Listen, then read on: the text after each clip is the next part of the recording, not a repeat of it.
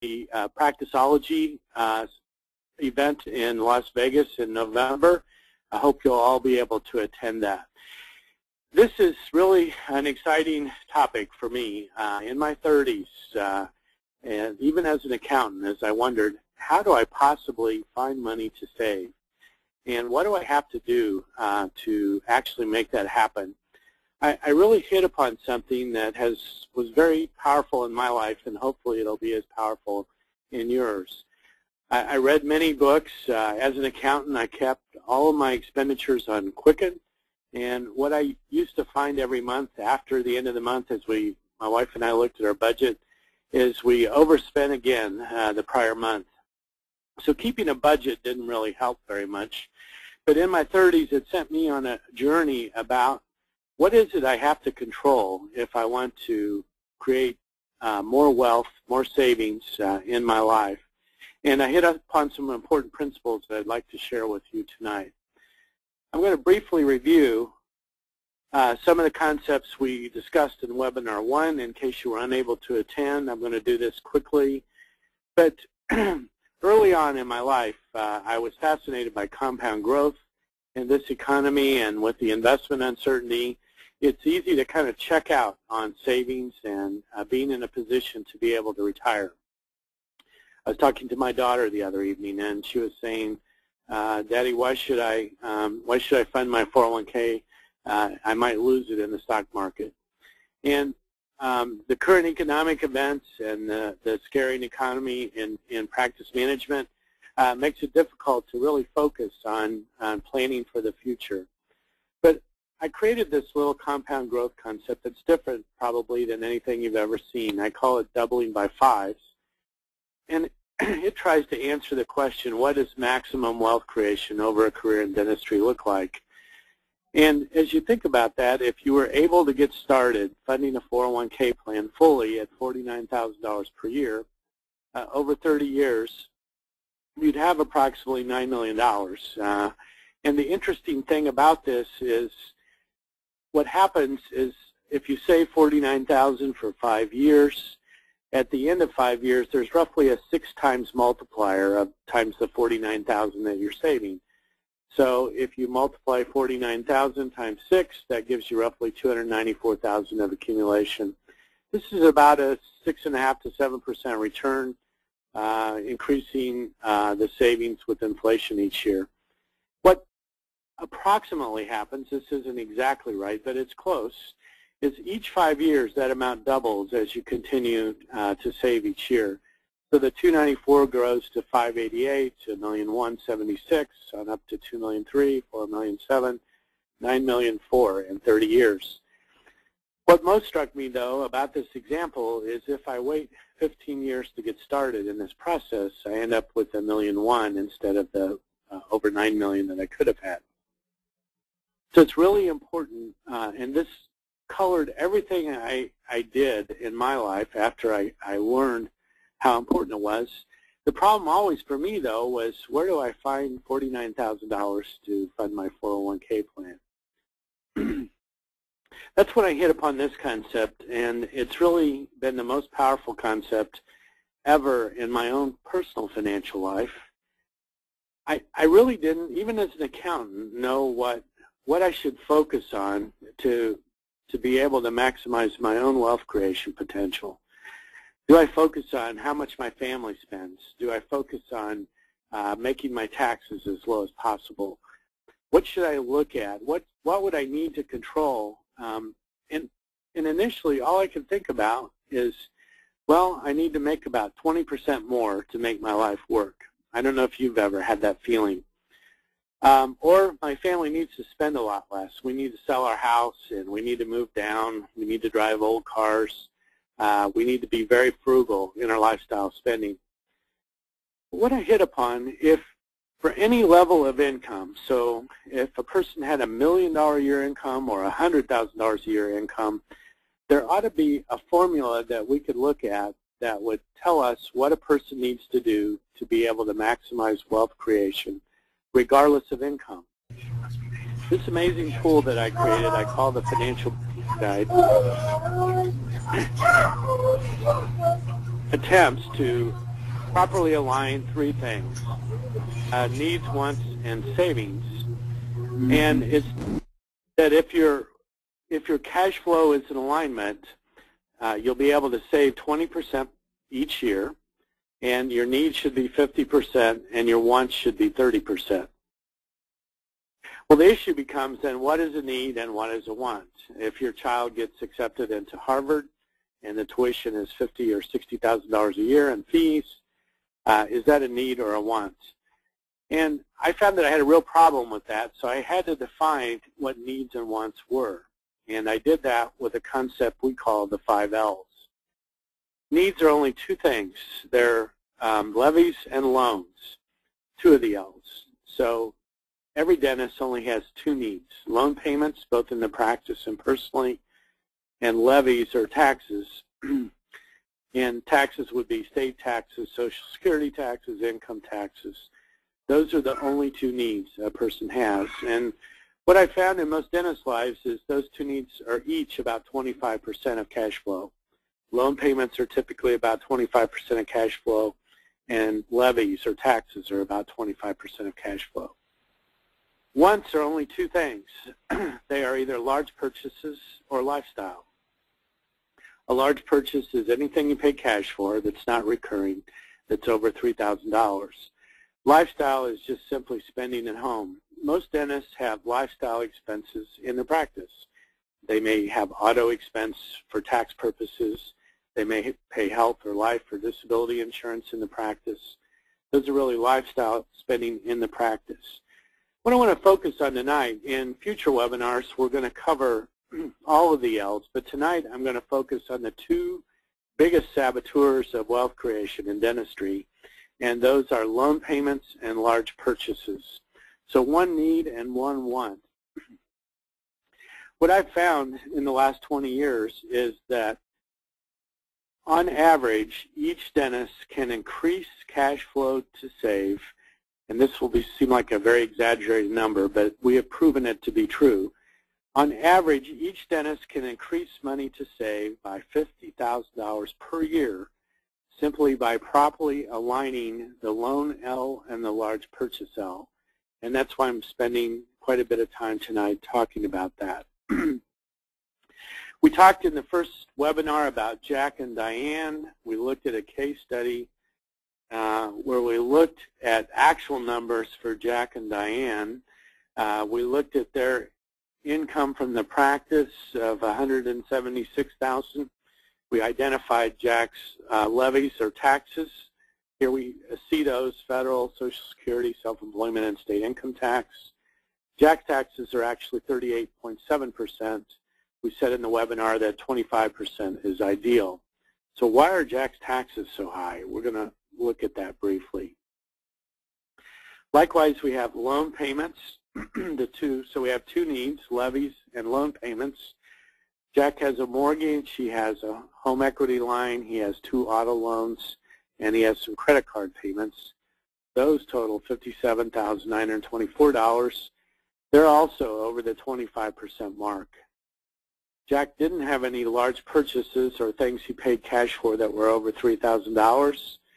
We've listed his lifestyle, he and Diane's lifestyle expenses.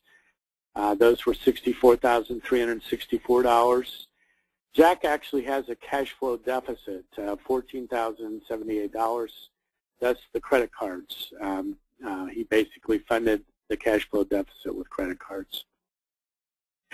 So this is where we're starting, and what I want to show you is how to properly align Jack's debt, and I want to talk about large purchases, and I want to show you how powerful that is in terms of a person, a dentist's ability to dramatically increase savings. This is Jack and Diane's financial balance guide. So if I just converted those numbers into two needs, two wants, and savings, what we end up finding is Jack's needs, and remember what needs are. There are only two things: loan payments and levies or taxes. Jack's loans and taxes are 69, almost 70% of his cash flow. Their wants, Jack and Diane's wants, are 31.3%, and And you can easily tell, what I love about the financial guide, it's easy to tell for any person. I actually did a course on this for 100 hygienists in Hawaii, and I did a hygiene example, and I was shocked to find that this financial balance guide applies to anybody, whether they're in dentistry or not. The reason it's so important for dentistry is because we have all the small business issues. It really becomes confusing and complex to properly align cash flow. Because dentistry is so capital intensive, we have tremendous needs for technology in a dental practice. It's just critical to have an intentional process to control loan payments and large purchases, what we will be talking about tonight. But you can easily see where Jack's problem is. His needs are out of alignment. He should be saving 20% of cash flow each year, and that 20% that we should be saving is really being overspent in taxes and loan payments right now. So let's look at the concepts. Let's look at what would we do in their situation to properly align the picture so that we can dramatically, on average, $50,000 per year of savings, dramatically impact their wealth creation potential in their life. And just like we have 5 L's in the Financial Balance Guide, we have a Wealth Alignment Guide sequence that really looks strategically in a step-by-step way of how we properly align each L so that we can find 20% of income to save each year. This Wealth Alignment Guide sequence starts with loans. So the first step for you is to understand what your loan L is and what you need to do to properly structure debt so that you can find money to save. I would bet that, like most of you, I used to tell myself that I was a bishop in the church of debt as religion, meaning that I had a very religious feeling about getting out of debt. And my thought in my 30s was that the way to maximize wealth creation was to get out of debt. So I would apply all my extra cash flow to getting out of debt. And I'm not saying that that's good or bad, but let's take a look at it and see how it fleshes out. So the real issue on debt is, how should I manage it? I also discovered that my mindset with debt, I had a home mortgage, I had car payments, I had a practice loan. I found that the debt that I have was just very episodic, meaning I need to buy a whole bunch of new computers for my practice.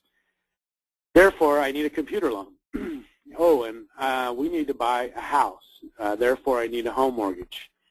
And, oh, I would like to pay cash for a new car, but I can't afford to do that. And so I need a car loan. So I found that my whole approach to debt was very episodic, meaning I didn't look at all of my debt and say, what's the right strategy to manage this? I simply, if I had cash to pay cash, I did that. If I didn't, I used debt, and basically I just simply tried to get the lowest interest rate that I could for that specific debt. But never did I look at all of my debt combined and say, I've got X number of dollars of debt, how should that be managed? And there is a tremendously powerful way to think about that and to try to align that with your long-term goals to maximize your wealth creation, and that's what I want to look at. I prepared this example because since I had a bishop-like feeling about debt, I was a rabbi in the temple of debt as religion. I wanted to think about, well, what if, again, one of the arguments I used to have with myself is investment markets are uncertain, and what I know for sure is if I pay my loans off, that I will save that much interest on the debt. And so I created this example just to prove to myself that if I paid the loan off quickly and then saved, that I would be better off. And you've all heard the example that which is better, a 30-year mortgage or a 15-year mortgage? And we all know the answer to that. A 15-year mortgage is better because you'll save hundreds of thousands of dollars of interest. And that is true, but no one looks at the other side, which is, well, what if I use the 30-year mortgage? In other words, paying the debt more slowly, and what if I were able to save the difference? So what I did, just to try to prove it to myself, is I created this example, and I said, okay, suppose that the interest rate on the loan and the investment return are the same. There's no difference, and now it's 7%. Both the interest rate on the debt and the investment rate likely would be lower today. Maybe the interest rate would be in the 6% range. Maybe the investment return for the long term would also be in the 6% range. If we can consider a 40% combined federal and state income tax bracket, some states have no income tax. I've just used a combined bracket of about 40%. If we started with a $350,000 loan, and if we said, you know, I want to get out of this debt as quickly as possible, I'm going to pay it off in 5 years. And so to pay the $350,000 off would require monthly payments of $6,930.42 a month. And that would be composed of interest in the first year of $22,581 and principal of $60,584. And oh, by the way, is that principal deductible? It's not. So we would actually have to earn an additional $24,234 to make the payments because the principal is not deductible. So the total amount we have to earn to retire this debt in 5 years is that the interest of $22,000, the principal of $60,000, the taxes of $24,000. We actually have to earn $107,399 in the first year to make the payments to pay the debt off in 5 years. Each year the principal goes up and the interest goes down. We have to earn a little bit more because the principal is not deductible. Till finally the 5th year when the debt is paid off, and that's the point where we're earning $115,203 to pay off the debt. But lo and behold, in the 5th year the debt's paid off, we can then, let's say that we could put the $115,000 per year in a pension plan for the next 20 years. We'd accumulate $4,714,482. This is a great thing. I've actually named this mindset. There is one of the things I began to ask myself is, Brian, how do you define financial success? What I found in my 30s, if you said, well, what would you need to do, Brian, to be financially successful? The first thing always out of my mouth would be, I want my income from my practice to be X. So my definition of financial success was income-based. And there's a separate component to that income-based mindset, and that is in my late 30s, as I was sick of being in debt, the way I defined financial success was getting out of debt. So initially it was income. I was excited at being in small business, seeing my income go up. Next it was getting out of debt. But as I began to think more deeply about it, obviously the right mindset is wealth is created by savings. You can have a huge income, you can be out of debt, but if you have no savings, you really haven't created any wealth. So wealth creation is not about income necessarily. Obviously that's the engine that drives everything. Well, let's look at the second approach, and this is what I wanted to look at to prove to myself that if I pay the debt off and then save, that would be the best approach. So it's the same example, but the only difference is instead of paying the debt off quickly, I'm not going to pay it off at all. And it's unlikely that anybody could do this, but one could think in terms of paying the debt off in 5 years, for instance, or 15 years. But I wanted to just take the slowest method possible, just pay interest only at 7% for 25 years, and put the difference of each year's approximately $115,000 into a pension plan. And I wanted to look at what would happen if in the 25th year I simply paid the debt off, the $350,000 in the 25th year, and then I would have what's left over in the pension plan. So I'm actually showing that right now. And in 25 years, it actually grows to $6,500,000. And remember, again, the interest rate and the investment return are the same. There's no difference in those. Basically, after paying the debt off, I have $5,900,000. Remember in the example before, if I go to the previous slide, we had $4,714,000. So I felt like I was in the twilight zone. How could it be possible that by paying the debt slowly and accumulating savings from the first, that I'd end up with almost $1.2 million more by paying the debt more slowly? This went counter to everything that I'd ever been taught, which is better, a 15-year mortgage or a 30-year mortgage. It only focuses, that problem only focuses on the interest amount. And sure enough, in the second example, I would pay $612,000 of interest on a $350,000 loan. That doesn't feel good at all. And in the first example, if I can get back to that, I only paid $65,000 of interest.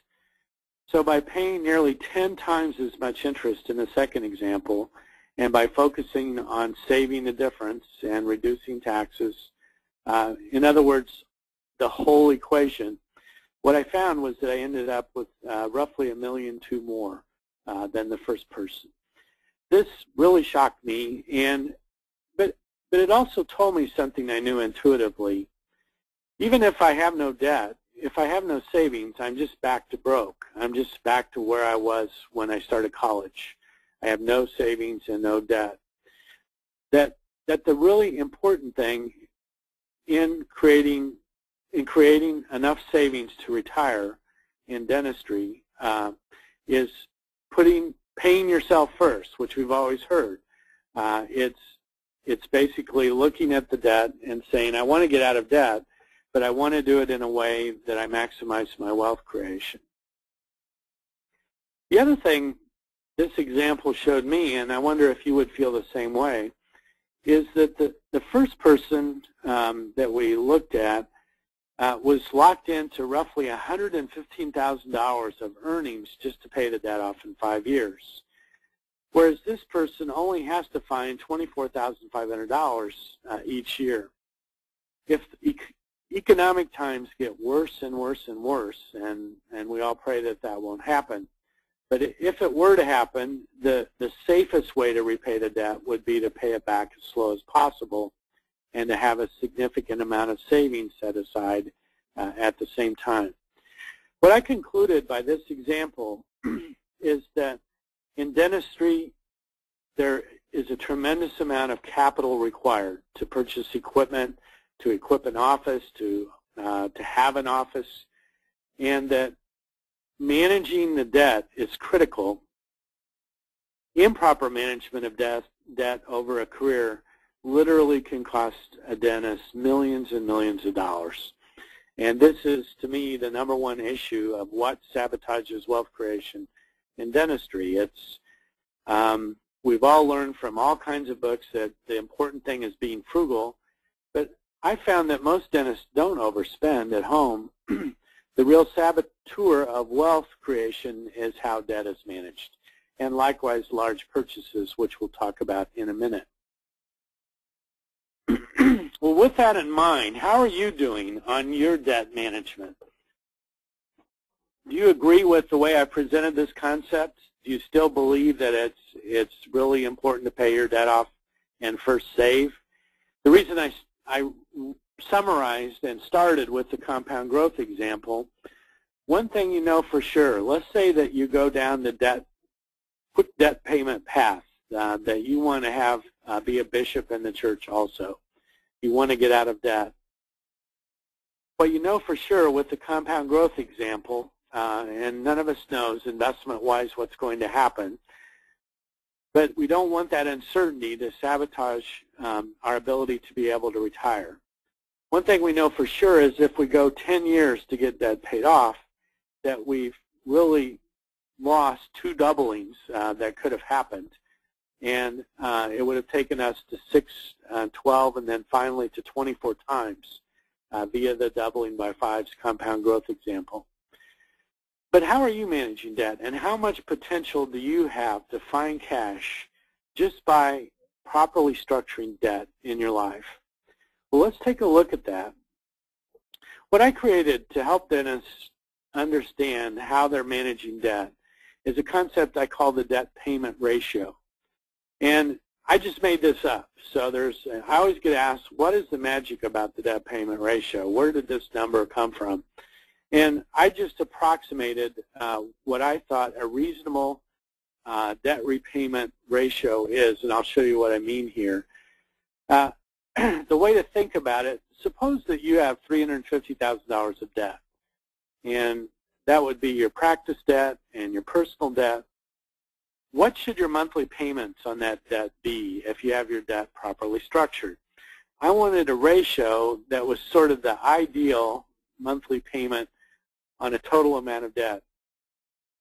Remember that I started by saying that my debt needs were episodic, meaning if I needed a new car and I didn't have enough to pay cash, I got a car loan. If I needed a house, I got a mortgage. If I needed equipment in my practice, I got an equipment loan. So what I wanted was a way to think about total debt that I had, all the debt combined, and that's what you should do. You should simply list the debt that you have and the monthly payments, and the way to think about that, the optimal debt payment ratio is 0.008. In other words, if you had $1 million of debt, the proper monthly payment for that, if it's properly structured, would be $8,000 a month, 0.008 times $1 million. If you have $100,000 of debt, the proper debt payment ratio, again, is 0.008, so the monthly payment should be $800. So the ideal monthly payment to not sabotage wealth creation for a dentist is 0.008 times the total amount of debt that is held, both practice and personal. Hope this makes sense. So that is the debt payment ratio. So the debt payment ratio is simply the total amount owed times 0.008 equals the ideal monthly payment. Well, let me illustrate that for Jack and Diane.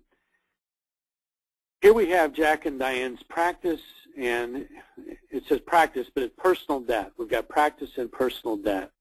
Jack has $161,000 of debt in the practice. There's some leasehold improvements. There's 2 equipment loans. And I've listed the balance owed as well as the monthly payments. And as we add up, there's $7,200 a month in monthly payments on $161,000 of debt.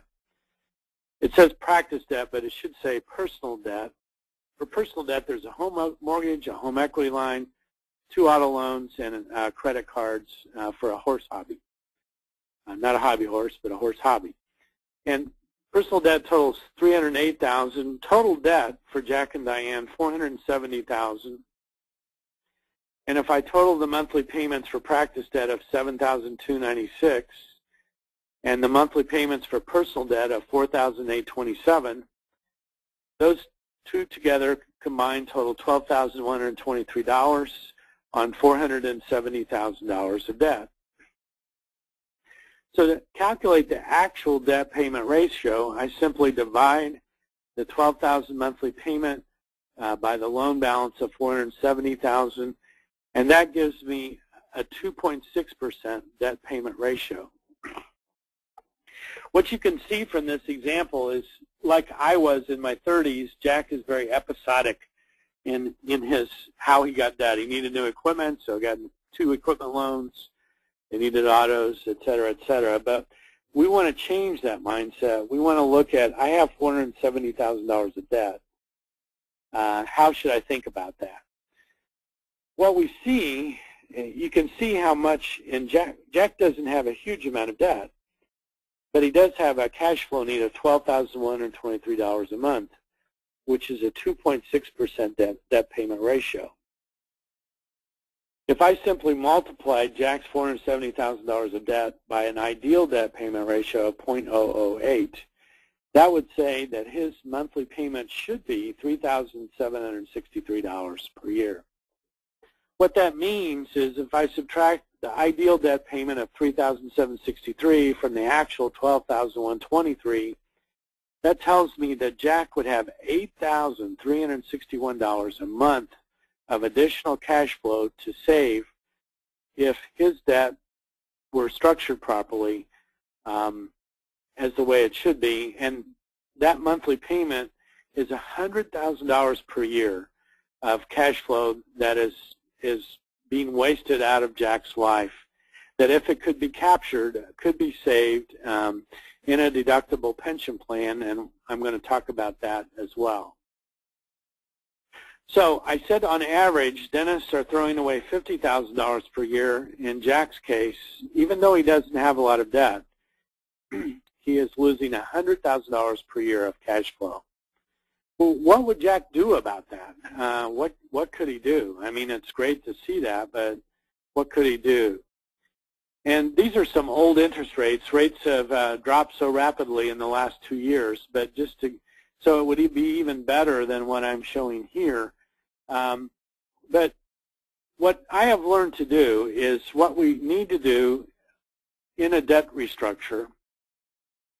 What I would do is take all of Jack's debt, $470,000, and Jack had actually paid down quite a bit on his mortgage and could actually borrow about 80% of the value. Jack's house used to be worth $600,000, now it's worth $400,000. But he can still borrow about 80% of that, $308,000 on the home mortgage. He could also get a new practice consolidation loan. He could simply consolidate the balance of the $470,000 in total that's owed. So what I did is I had him get 2 new loans, a new home mortgage and a new practice loan. The new home mortgage for 30 years, which would be substantially lower than I'm showing here, and a new practice consolidation loan, which also likely would be significantly lower interest rate than what I'm showing here. The monthly payment, by going to longer terms on those 2 debts, on the practice consolidation loan would be $2,005. On the home mortgage would be $1,900. The total of those 2 combined are only $3,905 on the $470,000 of debt. So Jack would actually be able to capture through a debt restructure right at the $100,000 per year that we looked at with the ideal debt payment ratio. His new debt payment ratio would actually be 0.83%, which is right on target for the goal. Now this is fairly complex, and whenever I show this example, people get really confused with what I'm doing. What I'm doing is I'm simply getting 2 new loans, and I'm using the $470,000 from the 2 new loans to pay off all these other loans. So I am going from 1, 2, 3, 4, 5, 6, 7, 8 loans down to 2 loans. I had $470,000 before, and when I restructure the debt, I still have $470,000 of debt. So I haven't increased the debt. We're not trying to borrow more money to invest it. We're simply properly structuring the debt to give Jack a lot more safety in case we have a worse economy than we have now. And by doing that, we are paying the debt a lot more slowly. Let me get back to my slide. We're paying the debt a lot more slowly, but what we're going to do is capture this $100,000 per year in savings. And again, think back to the compound growth example, the doubling by 5s. Let's say that we could capture this $100,000 per year in savings. From the table, $100,000 by year has a 6 multiplier in 5 years. So that would grow to 100,000 times 6 is 600,000. In 10 years, it doubles, so it's $1.2 million. And in 15 years, it doubles again, or $2.4 million. And you can begin to see how important and how powerful it is to properly structure debt. What I hear, I know how it feels to be a bishop in the Church of Debt as a Religion. And this would have been so hard for me to swallow if somebody showed me this example, because I would have thought back, well, yeah, but my car will be paid off in 3 years, and I'll need a new car, and what do I do then? And it literally, the idea becomes, again, always trying to keep your debt payment ratio at 0.008 or 0.8%. And as you need new items, again, over time, what we prefer is to keep the debt that we owe balanced, or the balance of debt we owe fairly constant over the years. We're going to need new purchases, but again, it's a function of over time trying to manage debt so the debt payment ratio is roughly 0.008. In terms of debt restructuring, there's sort of a pattern that one needs to go through. And that is and this is what I would like for you to do for a little bit of homework. It could be some very profitable homework, which is simply list all your debts and the amount you owe and the monthly payments, and determine what your debt payment ratio is. If your debt payment ratio, for instance, is 2%, also show what your debt payments would be in total if it were 0.008. The difference in what you're actually paying and what you should be paying is the amount of savings that you're throwing out of your life each year that's not part of the compound growth equation. If you actually restructure debt, be sure to check that there are no prepayment penalties, and get some help from your accountant to think about some of the tax issues with restructuring debt as well. So most of these issues you can do yourself, but there may be some prepayment or tax or legal issues that you want to consider as well. So don't forget to do those if you go into a debt restructure example. Well, that's debt. So how debt is repaid in dentistry literally makes a difference of between $2 to $5 million of wealth creation over a dental career. Improper debt management can easily cost $5 million in terms of retirement savings. I know that sounds like a huge amount of money, and it doesn't feel that way at the time. It feels like I'm getting out of debt, and that feels good. But you can easily get to 50 years of age and be out of debt and have no savings and have lost $5 million of wealth creation potential. Well, the other saboteur of wealth creation in dentistry is what we call a large purchase. So this is back to the financial balance guide. Loan payments are a need. Large purchases are a want. And a large purchase, here's the definition, is any expenditure that is non-recurring in nature and costs more than $3,000 in any given year. It also includes expenditures that are recurring and over $3,000 per year, but they are discretionary in nature, such as college tuition, private schools, or country club dues. I've talked to many dentists who have $25,000 or more per year of elementary private school costs. So the way that I think about those is those are a large purchase. Large purchases in lifestyle should be no more than 30% of a person's cash flow. So if I have $25,000 per year of elementary school costs in private schools, I need to think about that as a large purchase. And let's take a look at some typical large purchases. The other thing that I found when I was in my 40s is my debt was fairly well gone. I discovered late in my life that it was important to structure debt properly. But I also had this religious type-like feeling that I wanted to avoid debt. And to avoid debt, that meant that I always had to pay cash for cars. I always had to pay cash for equipment in my office. And I still had a large problem via a large purchase. Even though I had very little debt, my desire to stay out of debt and pay cash for all large purchases made it equally as hard to find money to save.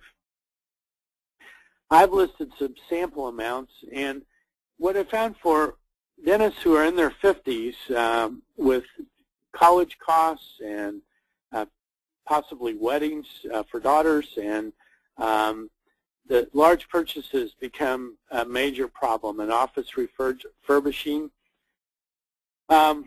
It's important to align the 5 L's. It's important to align large purchases and loan payments, lifestyle, and levies in such a way that we can save 20%. If you have a child in college, and let's say the tuition is $25,000 per year, it feels awful to not simply pay for that. If you haven't saved, if you have saved, great. If you haven't saved, I see many dentists that stop funding their pension plans because they have a child in college, or they have a wedding that year, or there's some other large purchase. And rather than being intentional about how do I manage this large purchase so I can fund my pension plan, I had a daughter. I have very well-schooled kids. I have a son that's a PhD. I have a daughter that's a physician. And we had tremendous college costs. And I did the unthinkable to my wife. I actually used student loans to fund college so that I could still fund my pension plan. And after my daughter had been in private practice, had finished her residency, and had been in private practice 3 years, I was able to pay off the student loans. At that time, I was able to afford to do that. But I actually used student loans to fund her college so that I could still afford to save my pension plan. I didn't want large purchases to sabotage my retirement savings. That's the example. So again, when you think about it, the reason I put large purchases in once is, let's say that your income from dentistry is $250,000 per year.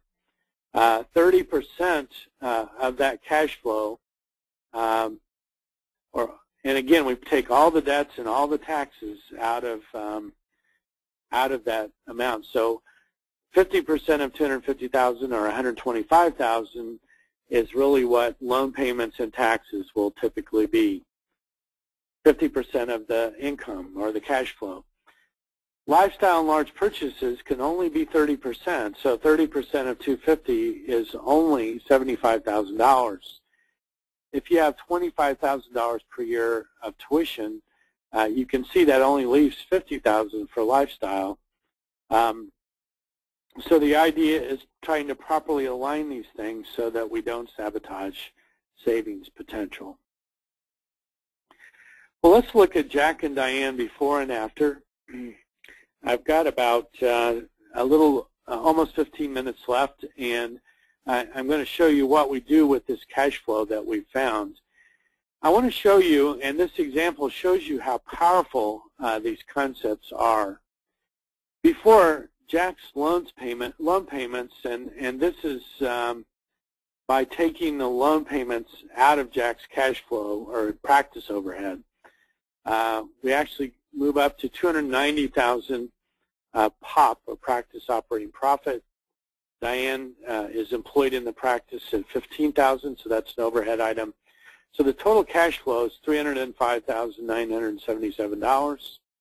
And likewise, for a military dentist who's not in private practice, these same needs, wants, and savings, the financial balance guide still applies.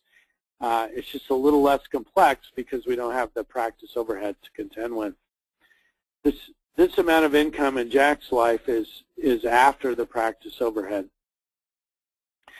In the before scenario, Jack's practice loans were $87,000. We looked at those. The personal loans were $57,000. The total loan payments were $145,000. In the financial balance guide, loan payments should be 25% of cash flow. Jack's loan payments are 47.5%. If we divide the $145,000 by the $305,000, Jack's loan payments are 47%. Jack's taxes are really only $58,000. I've recharacterized. I've taken the loans out of the practice. That's why the cash flow changed from $161,000 to $305,000. So his taxes don't look so bad when you see the cash flow structured properly. But Jack's taxes are 19% on $58,807. Again, they could be 25%. We want them to be as low as possible. But you can quickly see that Jack's needs should be 50%, and structured this way, they're 66.8%. Again, we said earlier that Jack's needs were the major problem. By restructuring the debt, we've dropped the debt payments from $145,000. Back to my correct slide. We've dropped Jack's loan payments from $145,000 by restructuring to 2 loans. We've gone down to $46,000. So we've freed up, as we said, a little over $98,000 of cash flow. And we can use that cash flow to fund a pension plan in Jack's practice, a very large pension plan, $120,000. And I'm going to briefly talk about pension plans this evening. And instead of having a deficit cash flow of $14,000, we now have, after funding $120,000 in a pension plan, we have a positive cash flow of $10,000. Jack doesn't need to put that much in a pension. I just wanted to show you how powerful properly structuring large purchases and loan payments can be. Because we have a large deductible pension in Jack's life, Jack's taxes have dropped nearly in half. They've gone from $58,000 before installing the large pension arrangement down to $30,000. So we've dropped taxes from 19.2% down to 9.9% per year. So this example, so we've created $120,000 a year of saving. Jack was saving $10,500 in a simple plan with a $14,000 deficit. This is how powerful properly structuring loan payments and large purchases can be. Well, in the final few minutes that we have here, let me talk briefly about pension plans. And obviously the biggest power of pension plans, if we can find $30,000 of cash flow by properly structuring debt, we can leverage that into $50,000 of savings in the pension plan because of the tax deductibility. We call this the 1.67 rule. It says if you multiply 30,000 by 1.67, that equals 50,000 in the pension plan. Another way to think about it is by putting 50,000 in the pension plan that's deductible, that would save 40% in taxes, or 20,000. So we only need 30,000 of after-tax dollars to fund the $50,000 pension deduction. Well, this year, the pension maximums are, I've got the simple IRAs, employee deferrals, age 50 catch-up. But in 401k plans, profit-sharing plans, $49,000. Defined benefit plans, it's actually a $195,000 benefit. And that's what I want to focus on tonight. How would we get Jack to a $120,000 deductible pension plan? Well, let's look at Jack's practice. He has a very famous staff. 6 staff members: Demi, Angelina, Kate, Julia, Lindsay, and Jennifer. And here are their salaries, and here's Jack's salary from his practice and Diane's and their ages. And the issue becomes it's important to have a custom plan design for your practice to try to maximize the outcome in the doctor's pension benefit and the staff's pension benefit.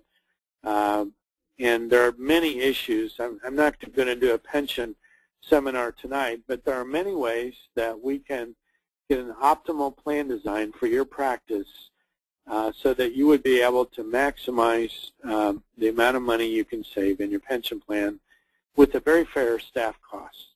And I want to illustrate that. I'm going to talk in terms of a silver, a gold, and a platinum pension arrangement. And many dentists have simply a simple IRA plan, and which is like its name, and it's very simple. Unfortunately, simple plans are not a great way to be able to retire. You can't save enough in a simple IRA to be able to retire. It's just that honest. You just can't. You need to save a lot more than what you're allowed to save in a simple IRA to ever be able to retire. Well, let's look at what Jack could do in a 401k environment. What Jack could do is he could put in a silver plan, which is simply a $16,500 employee deferral in the 401k, plus a 3% match, and which would also require a 3% match for the staff. So in effect, Jack and Diane could put in $16,500 each, or $33,000, with a 3% match in the profit sharing plan of $7,920 for a total of $40,929. And the staff costs are fairly inexpensive. It's a great plan because the staff could contribute up to $16,500 of their own funds. They get a 3% match from Jack and Diane. And Jack gets $40,929 in total for he and Diane, with the $5,220 staff costs. Jack keeps 88.7% of the money going into the plan. This is a very good deal. So that's a silver plan. The gold plan goes beyond that. It's really a profit-sharing arrangement, again with the 401k. But in this case, instead of simply doing just a 3% match, we're going to add a significant profit-sharing component, and we're going to use some special mathematics that the law allows called cross-testing, which allows us to weight the benefit for Jack, since on average he is older than his staff, so that Jack, the costs for the employees aren't prohibitive, so that Jack can afford to do this plan. This is a great arrangement. This is a great retirement benefit for the staff, so it's not like we're hurting them. This is a situation where Jack and Diane win, the staff wins, and the IRS loses. So it's sort of the best of all worlds. In this case, again, Jack and Diane are fully funding the 401k component. There's a 3% match. We actually carved Diane out of the 3% match. This is a design component. You don't have to worry about this. And by using cross-testing, we're able to get an additional benefit in the gold plan and profit sharing, an additional $25,150 in the profit sharing plan to move Jack up to $49,000, the IRS maximum in the gold in a profit sharing plan.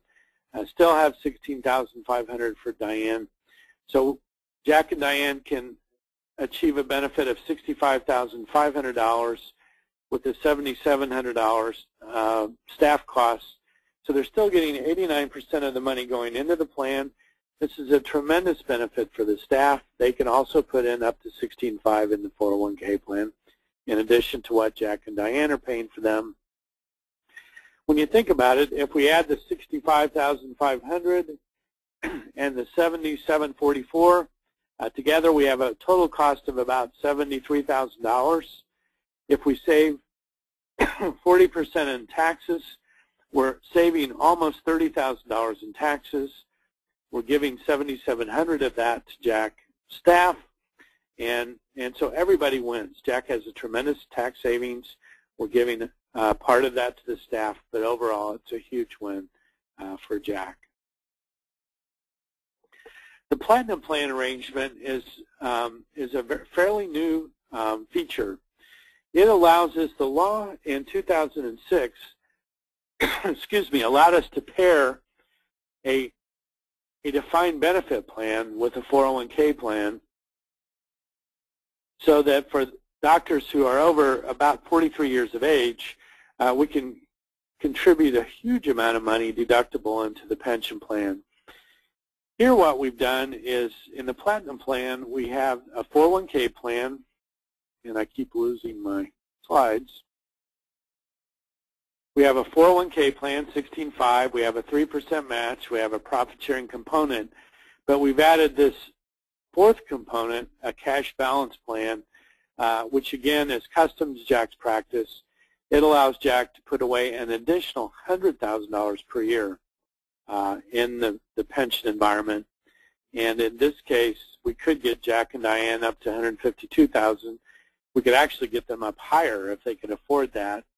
This is an amazing window that has been open for about 5 years now and should continue to be open. There's no talk about taking this benefit away in any of the tax law discussions.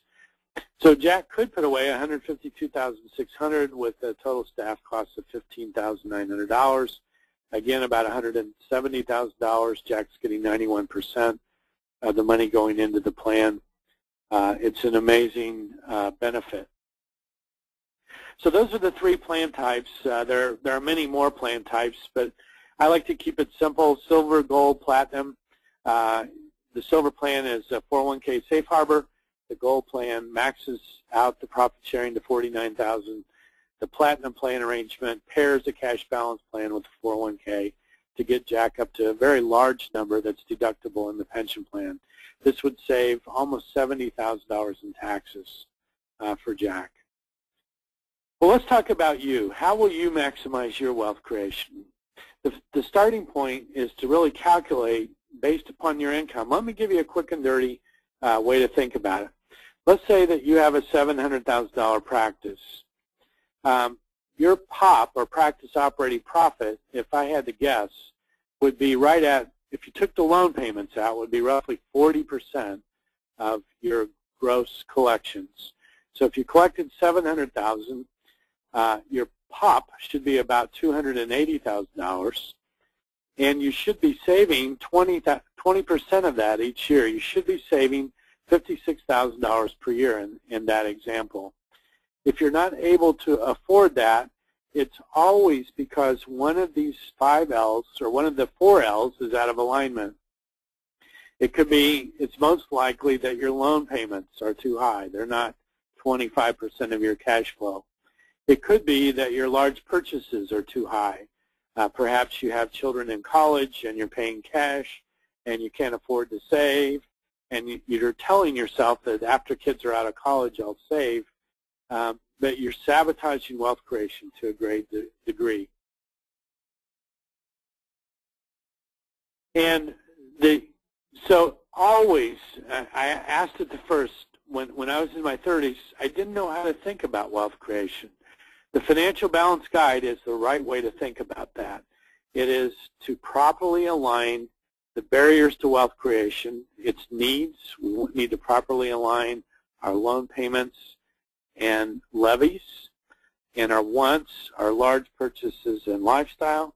And by properly aligning those, we'll always be able to find 20% of our income to save. It's really that simple. You need to have a strategic process in place to properly align the 5 L's. So your homework for this evening, thanks for participating in this webinar. I'm so excited about this series. Your homework is really to look at your income, look at your loan payments, look at your large purchases, and imagine what you might do to properly align the 5 L's in your life. Thank you very much for your attendance.